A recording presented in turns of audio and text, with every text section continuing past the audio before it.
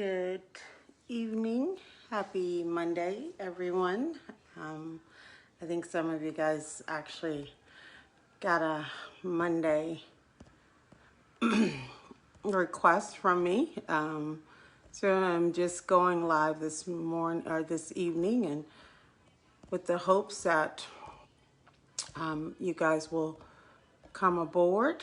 I am looking forward to the conversation for this evening, and I am going to discuss this evening something that was brought about by a couple of different circumstances. So tonight I want to talk about grief and healing.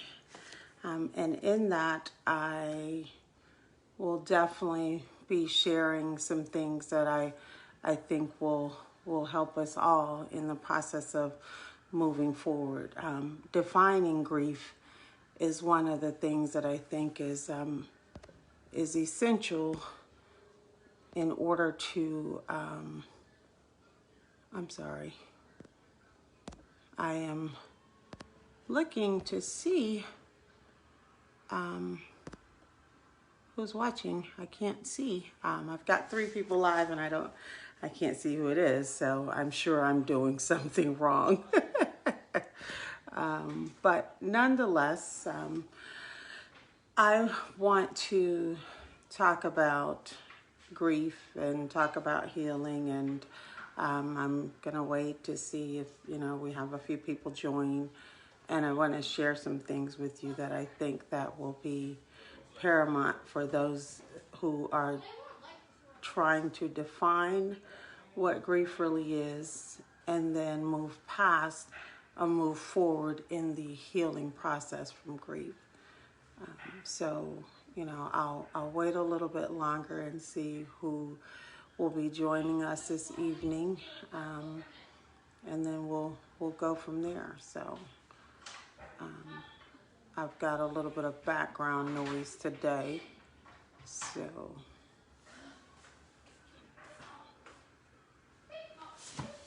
just see if I can get to be quiet. Yeah, I am live.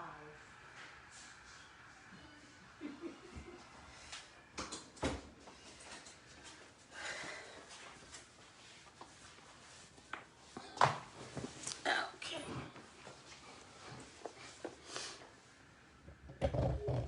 So, before I go too far into my live, I want to share something with the hopes that it is well received. So, my life coach / sister / friend wrote a book called 21 Days of Radical Gratitude.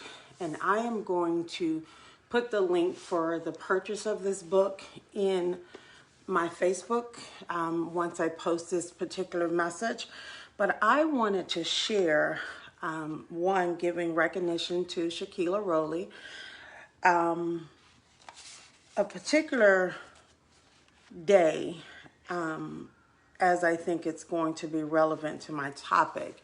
And so I want to share this day 4. And day 4 is identified as faith. For all I thank him is how it's titled in the book on day 4. Talks about the actual what it's an acronym for faith, according to Shaquilla's book. So it says, be joyful always, pray continually, give thanks in all circumstances, for this is God's will for you in Christ Jesus. And again, whatever you believe, just know that, I personally believe that there is a higher power that is greater than I. And without that power, I am nothing. And again, I hope that the message is well received. So this message says, God works through our spirits, hearts, and minds Through faith and prayer, you can find peace and contentment. Gratitude is the process in which we are to give thanks in both good and difficult times. Giving thanks in good times is to acknowledge God's infinite grace. It develops humility in us. It provides an image of how God is, even when we are undeserving. Let's be honest. It's easy to give thanks when things are going well, but when those times of pain and heartache come, it gets a little more difficult to be thankful. However, that is when it is vital. God isn't asking us to put on a mask and pretend everything is okay. He merely wants us to acknowledge his omniscience and wisdom. We give thanks because we know he knows our future and he is who is working on our behalf. That is the affirmation of faith. Hi. So again, the book was written by my friend Shakila. I call her Gabby. And the purpose of the book was to be grateful and to acknowledge gratitude in the midst of all things. This book was inspired by some challenges that Keela faced while her husband was preparing for his homegoing through, the few years that he had left on this wonderful earth, or this wonderful place we call Earth. She learned how to be grateful even in his transition. So as she talked about it, her husband's name is Freddie. She said, I watched Freddie do that with faith unseen like that before. After 6 weeks of chemo, the PET scan reported no change in the size of his tumor. Freddie said, it's all in my Father's hand. I give him thanks and praise for his will over my life. Let his will be done. I had no idea of how those words would inspire my spirit. One day while lying restless in the hospital bed, he leaned over to me and asked that I pray the Lord's Prayer. At first, I wasn't sure why he asked for those lines specifically. His favorite prayer was Psalms 23. Then I remember verse 10, thy kingdom come, thy will be done. Thy kingdom come, thy will be done on earth as it is in heaven. Freddie was asking for God's will to be done. That immediately became my prayer request.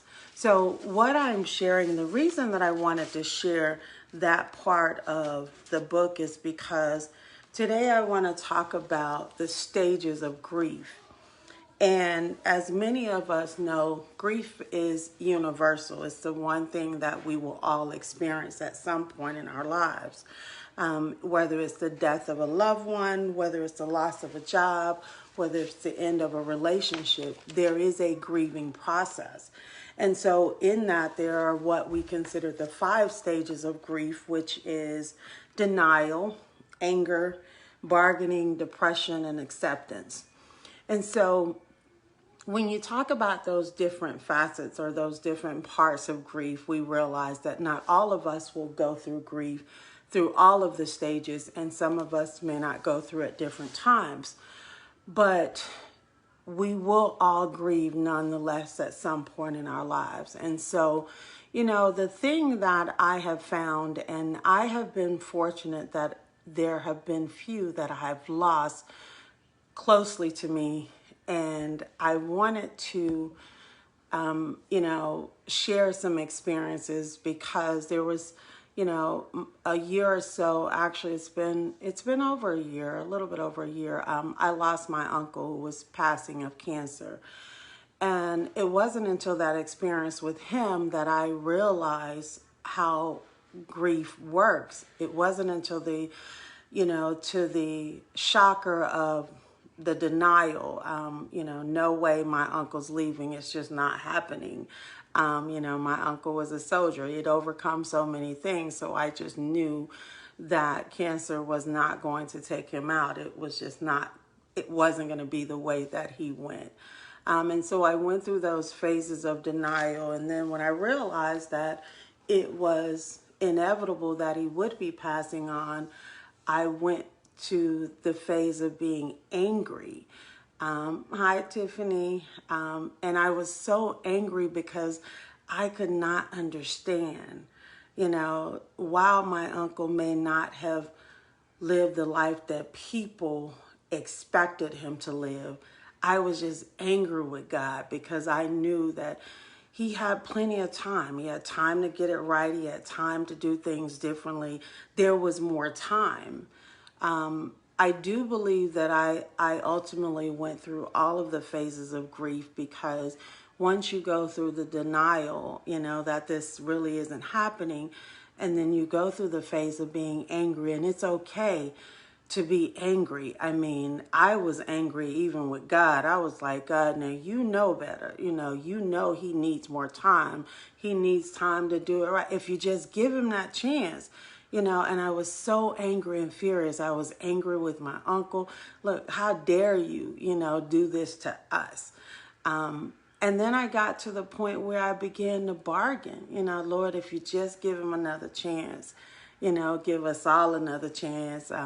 You know, he'll get it right. We'll help him get it right. It'll, you know, and the worst thing that I could have ever experienced was I was standing in the middle of Planet Fitness early one morning. I would talk to my uncle while he was going through his sickness, and he called me one morning. I would go to the gym at, you know, 5 or 6 o'clock in the morning, and I remember just dressing out, and then I'm getting ready to go work out, and my phone rings, and I answer this phone, and my uncle's crying, and he says to me, he says, baby girl, I'm not ready to go, you know. And I said, well, you know, you don't get to choose, you know, we all got to go at some time. And if you know my uncle, you would know that he was a comedian. Everything, he found humor in everything. And so during that moment where, you know, you are pretty much, you're stuck, you know, you're listening to the love of your life, or, you know, in some cases, some had not had an opportunity to experience the conversation with the love of your life, but it doesn't negate the loss. You know, I recently had an experience where I watched a wonderful young lady who wanted nothing more than to be a mother and knew that she would be an amazing mother. Everyone was so excited and, you know, did all the things that you do, wait, you know, until you're ready to become a parent. And she did those things. And, you know, we celebrated this past week the homegoing of her beautiful son, who unfortunately didn't make it into the world to see the chaos that we deal with each and every day. But I was reminded during that experience this past weekend is that, you know, this grief is real. You know, the idea of losing someone. And Gabby says every emotion comes to serve. The key is not to place judgment on them or rush them. And as I talked about the 5 stages, you know, and I love you, Gabby, for that, because, you know, the truth of the matter is those emotions have that proper place, as you've taught me. And so I was encouraged to do this live on grief and healing because I know that there are many of you. And I think there's a, you know, I definitely, anyone that wants to chime in, I can plug you in. I know, Crystal, you know, you've gone through the loss of your father, and I know, you know, I experienced some of the pain that you felt. But I wanted to bring us all together to say that all of those emotions are very real and they are okay. It is okay to grieve.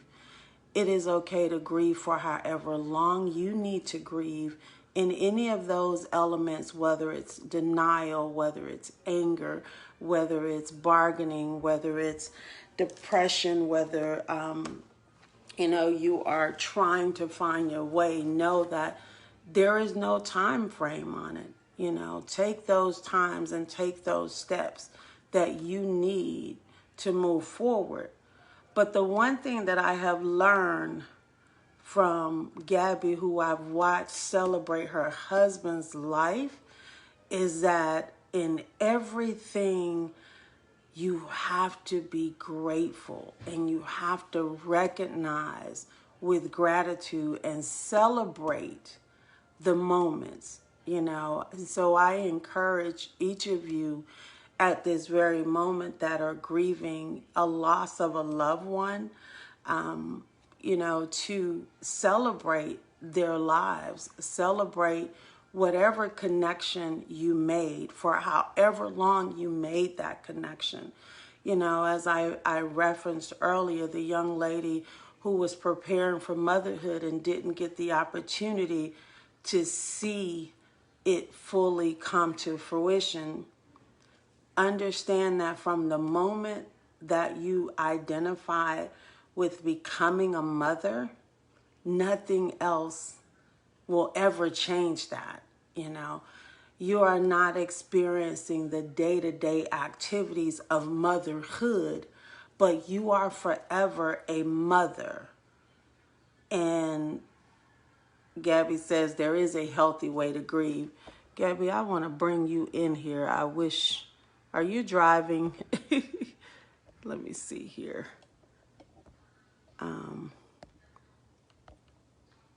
I want to be able to,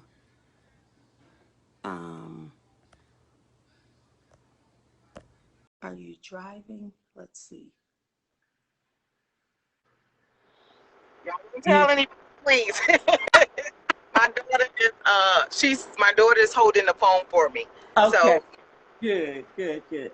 So yes. guys, for those of you joining, this is Gabby, and Gabby is the writer of this wonderful book, 21 Days of Radical Gratitude, that I read day 4 in the beginning of the start of this live. And, I know that there are some of you on here. I see Deborah here. I know Tiffany's here. I know Crystal's here. And you all have experienced a great loss of a loved one. So, I wanted Gabby to just kind of chime in, because she is the one that has taught me about that healthy way to grieve, and the power in what she speaks. I'll just let her speak it. I'm not going to put her on that pedestal just now. Humble as she uh, wants to be, but you got it, Gabby. uh, Let me first say I am so humbled and so proud of you, and thank you for uh, owning your voice and encouraging us to do the same. I think it's heartfelt, and it's it's incredible. Yeah. It's incredible. Um, Healthy way to grieve. We go through our phases, and I think one of the key things is not to ignore, as we've mentioned, nor judge the process. Be patient with yourself. That's the key. Be patient with yourself, and also understand that there's no time frame on grieving. Now, with that being said, my husband, as we've mentioned, has been gone for 6 years now. I still grieve, but I now shift that grief to a healthy grieving. And what that means for me is I can celebrate the moment.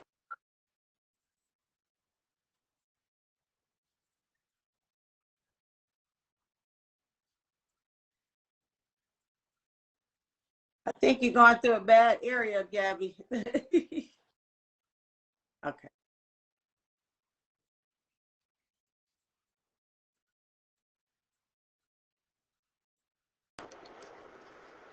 She'll have to reconnect me. Oh, she's moving a little bit. Am I moving? Oh, I'm so Yeah, sorry. no, I can see you. You're still there. You were breaking up, but I can hear you. Okay, I apologize, ladies. I'm sorry. But I think that the healthy way to grieve is to begin. celebrating the moments and celebrating the memories and honoring them. One of the key ways to grieve in a healthy way is by the continuation of living. So understanding that you're here, you're still full of purpose, and honoring that. So, beginning to, work on, why am I here? How can I take my experience, share that with another, and give them, and this is one of the key things too.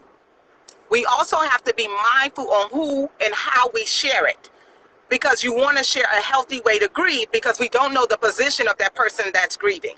Right. So I think that's very key as well.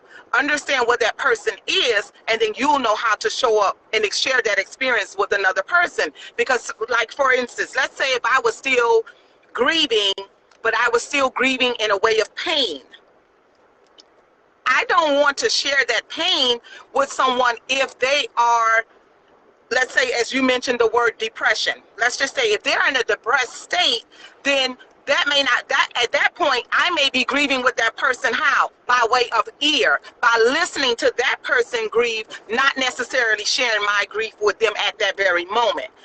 When I get to a healthy state of grieving, now I'm in position to do what? Sharing that grief, and then give you an uplifting word, because now I can tell you that there is joy on the other side of grief. So I think that we also have to kind of find that balance as well. Okay. I think that's key, finding and being, I, this is, I have to say this, and it can sound a little harsh, but it's the truth. When we all remember that pain is inevitable, suffering we bring upon ourselves. Healthy grief allows you not to feel sorry for too long. Okay. We can begin to suffer in our grief. And what does that mean? That means it's self-inflicted.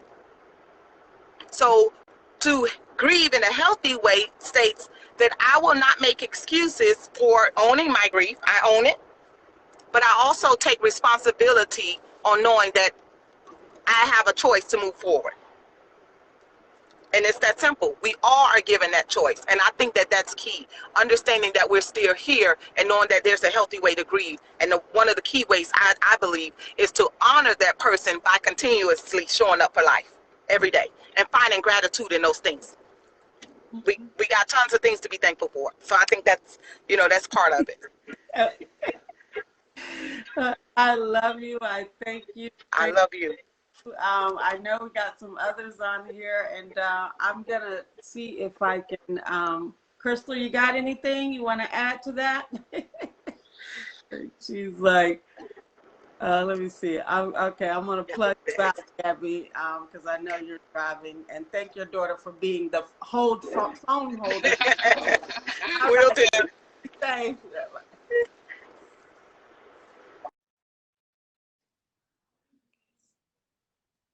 All right, guys. So thank you. That was a powerful part of just the beginning process. Okay, I know you're driving home. And thank you. I know my cousin, my wonderful cousin, just joined. I love you, Tress. I love you. So, as we've talked about the grief stages and the grief process and the healing process, my job each and every live is to just show up and be a voice for those that are in need. And right now, I believe that there are many people on this particular live today. And I'm using this platform to talk about the grief and the healing, because as we know, grief, losses are inevitable. I've said it and I'll continue to say it. It's the one thing that we must experience. Behind every life is death. But how you show up once you've lost that love of your life, you have to continue to move forward, and take your time in doing that. As Gabby said, No one around you. But I wanted to recap and kind of go back on my experience for this past weekend, because out of all the things that I experienced, what I am most grateful for is the idea that the young lady was being supported. We have to learn to support one another when people are grieving. We've got to show up for them. And show up doesn't mean try to push somebody to a stage of healing that we want them to be at. Show up means sometimes just existing, just being in their presence, being available for their cries, being available for their laughs, being available for their anger, their frustrations. And I am guilty of not knowing how to handle someone grieving. You know, my partner has experienced many, many losses, and I haven't been able to show up. I had not been able to show up because I didn't understand it. And so I've reached that place where I wanted to understand how to help someone when they're grieving. And it's not always about having a conversation. I am one, everyone knows I like to talk. But what I learned is that that was the biggest mistake that I could make with someone that was grieving, was trying to tell them how to get over their grief. And I had no idea of what they were experiencing. Gabby touched on it earlier about, being there for someone and meeting them where they are. I am a firm believer that we have a right to feel absolutely every emotion that God has assigned to us. What we don't have a right to do is stay there. If you are in that stage of depression, you know, you gotta find a way to move forward. And sometimes it's based on those that are around you. You know, I shared with the young lady on this past weekend as we were celebrating the homegoing of her unborn child, or she had to go through the birthing process. I said, I can't even, if someone tells you that they understand how you feel, it's a lie. If they haven't experienced it, there's no way. I'm a mother. I could not understand. By no means would I be able to understand because I've yet to experience that type of loss. However, what I can do is show up with compassion, with love, with support, with just existing and saying, hey, I love you. I don't know what I can do for you besides be here. And my hopes is that me being here is enough. So, in this moment, I am going to close with that. Grief is universal. It is the one thing that we will all experience. Be kind to one another, and I'm going to say this as I wrap up. Tonight we talked about the loss of a loved one. But I was clear in the beginning when I started that grief isn't just about the loss of a loved one. Grief can show up as the loss of a job. It can show up as the ending of a relationship. And if anyone has had a great relationship and it just, had to end for different reasons, you went through a grief process. you know, I'm grieving now as I'm going through these processes of my job loss. I was in denial. I was angry. I was bargaining. I'm like, I need my income. What's happening? And then I went to the depression phase, which I still battle back and forth with. And now I'm at that phase. I'm like, Lord, okay, I got to accept this and move on. Because you know what? I've been here too long. I can't, I shared an experience with my best friend this morning. I said, I went to a job interview and sat there for 3 hours. And I know I didn't show up as my authentic self because I was grieving.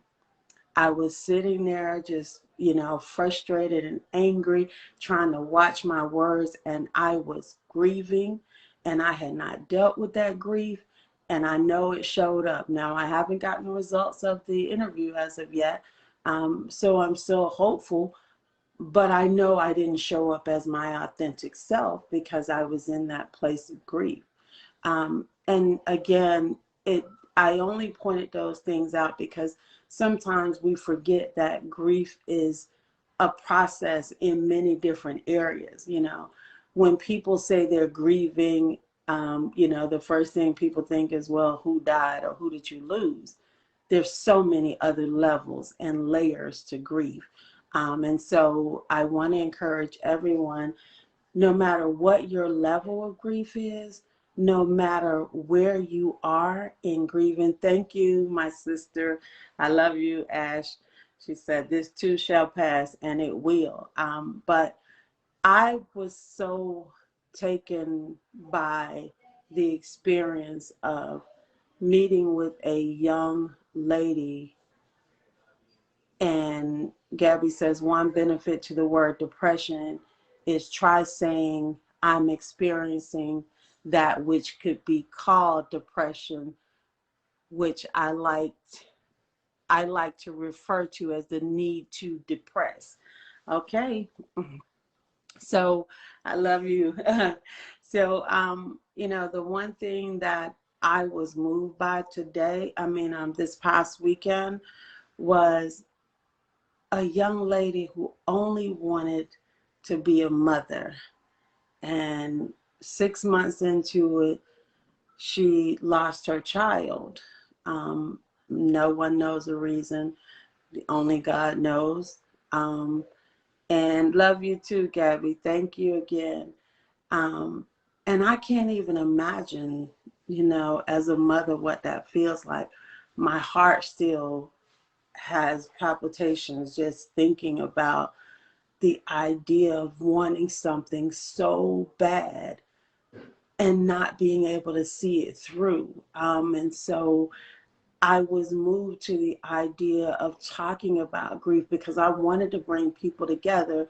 I wanted someone to encourage her, someone other than me to use this platform and say, hey, I don't know what you're going through, but I know you're going to get through it. And, you know, Crystal, let me know when you want to chime in, sweetie, and I'll definitely plug you in. So um, I just, I'm, I'm moved. You know, I'm kind of stuck on words. You know, my heart feels for this young lady.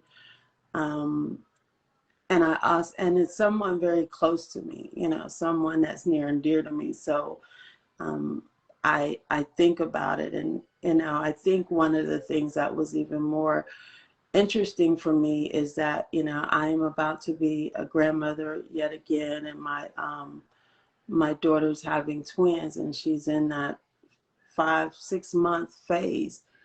And so immediately the first thing I felt was fear when I found out, because I'm like, Lord, you know, cover my baby is all I knew. And so I needed that covering. Hold on, please.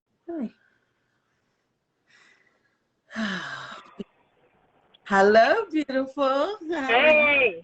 Hey, hey, here. Huh? Can you hear me?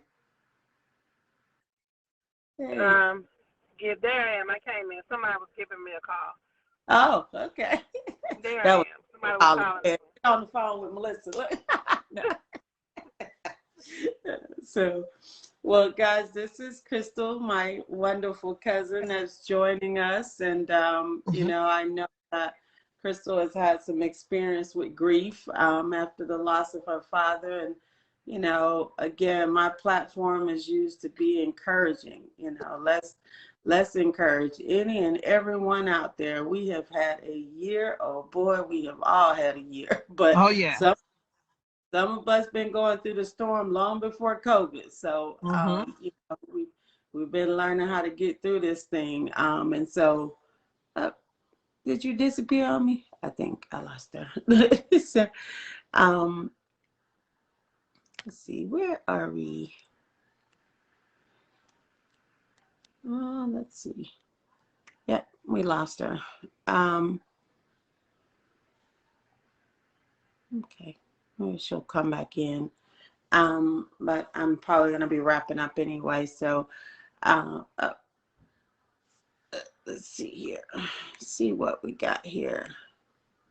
Approve. Look at there. Okay, I'm back. Stuff. So I'm back. Yeah. So yeah, I wanted to just call in and just touch bases with you in regards to grief. It is not, I think Gabby touched on something that was like the biggest thing for me in my process was it was a decision to go through it.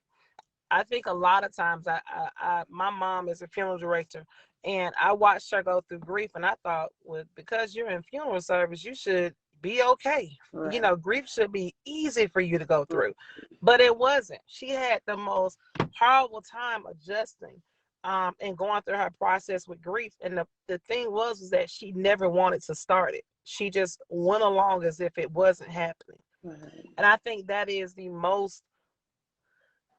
that's the horrible thing that we do, that we don't accept the fact that we are going through. And I think another thing that you touched on when you said that we must allow people to grieve at their own pace. You have to allow people to go through grief at their own time, and whatever that is. Sometimes it doesn't require you to show up and to say, well, you know, when I went through, Right. it looked like. That's not always the best thing to do. Sometimes it's better just to show up in presence and just give love and support however it is that they may need that support. And sometimes there's not words that can express it because, as you said, we can't connect to what it is that person is feeling or what it is that person has gone through. Right. And that's where the offense may come in as a person is grieving, because we don't understand it. Sometimes we just need space, right? For me, I can speak to my I know you talked about losing uncle. It was hard. And I know for me, when I lost my father, I could not believe that my father, this man that was strong, that could, you know, he could do whatever. To me, he was Superman. I could not believe that my father was laying in the bed with cancer. And I remember the night before he passed, and I said, Daddy, we're gonna fight cancer. Dad, we're gonna beat cancer. Dad, we won't let. And I remember saying that to him, and he said, okay. He was like, whatever it takes. And what I realized what he was doing, he was saying whatever it took for me to accept it. Right. Because he had already accepted that he was going to transition. Right. And I was the one that had began to grieve, but I wasn't ready to let him go. Right. So going through anger was horrible. I mean, I was mad with the world. I was so mad. And just going through my process that we planned the funeral and I didn't show up. I wasn't going to show up because I could not believe that it was really my father that was gone. And I think that it's been about 5 years now. It took me 4 years to get through grief. And last year was one of the hardest years because I really had to come to terms with the fact that my father was gone and I was no longer a baby. Right. I can no longer process as a child, and I'm the baby, so I could throw tantrums, and I was baby with my father and my mom, so I can get whatever I wanted by throwing a tantrum and just having bad and poor behavior. Couldn't do it no more because I had to accept that I'm an adult, right, and Dad ain't coming back, right, and that was hard, right. And so I had to learn how to accept it, but bring remembrance to who he was.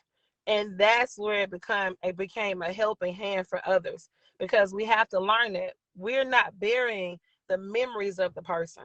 We're not burying the good times with them, their bad times.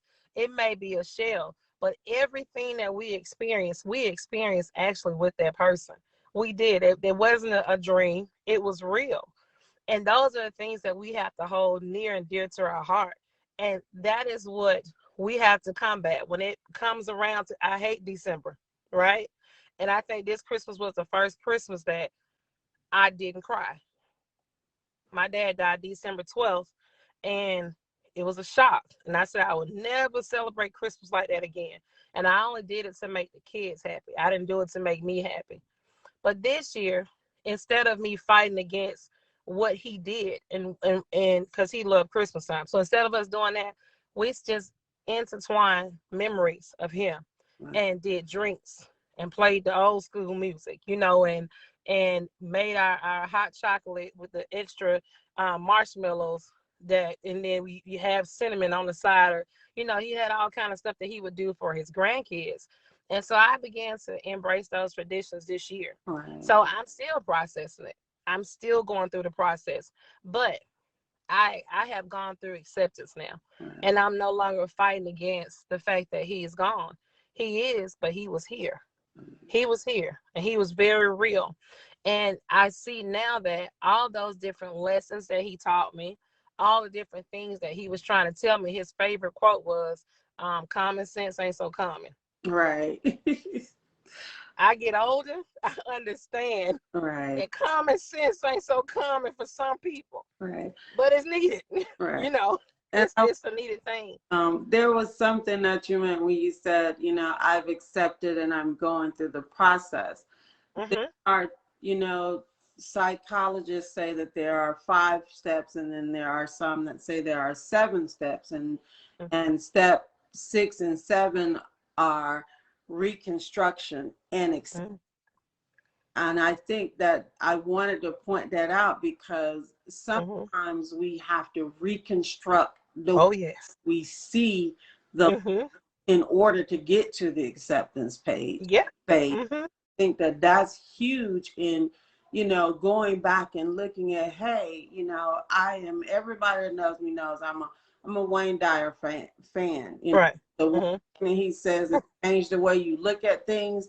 It is reconstruction, look at it from a different perspective. And I think that is something that helps many of us when we go through that grief process, is being able to reconstruct how we saw that as a loss and celebrate the gains, and I learned that from Gabby too, because she's I know, right? Yeah, but I think that for me, with Daddy, that was the one thing was changing. I took his death, and I was so angry for all those years. Right. And then for some reason it turned into a beautiful tragedy. Right. And I started to look at, it wasn't the outcome that we wanted, but we were there.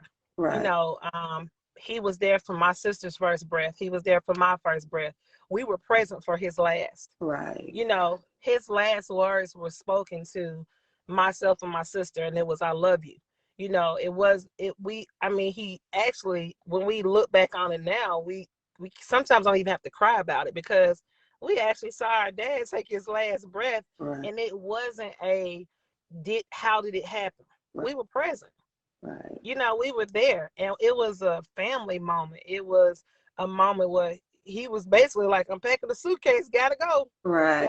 Y'all finished it here, but we did it together, and we didn't do it. It wasn't separate. It was family. So we look back at that and how it was tragic, but it was so beautiful. Oh my God, his death was so amazing, to have both his children there and mostly all of his grandchildren there, to watch him transition, and my cousins and other family. It was amazing. Right. So for that, you see, I'm not crying about it. I can't cry about it, because when I think about it, I'm like, God, you're so sovereign, because you thought enough of us that you allowed us to be present. You thought enough of us that we didn't have to guess what happened, or it was so beautiful that we did not have to make a decision for him. Right. He took it from us, and he made the decision all the way through. We were like, Dad, I'm fighting with him. Do you hear what the doctor's saying? And he's like, do you hear what the doctor's saying? Do you hear? That ain't me. Hey, I'm ready. I'm leaving. But do you hear it? You need to understand it. You need to accept it.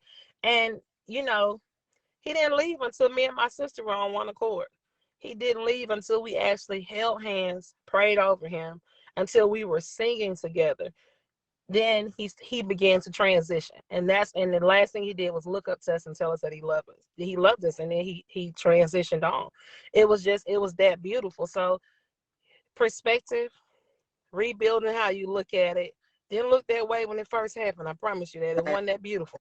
Okay. That's the thing about grief and the processes, is that there's many of them, and Exactly.